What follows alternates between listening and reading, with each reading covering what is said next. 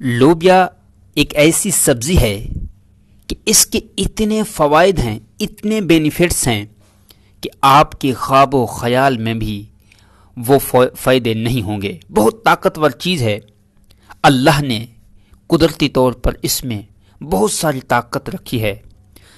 اگر انسان یہ چاہتا ہے کہ آئرن یعنی لوہے کو کھائے تو وہ تو نہیں کھا سکتا، تو اللہ رب العزت نے لوہا دوسری شکل میں دیا ہے، اور وہ ہے لوبیا۔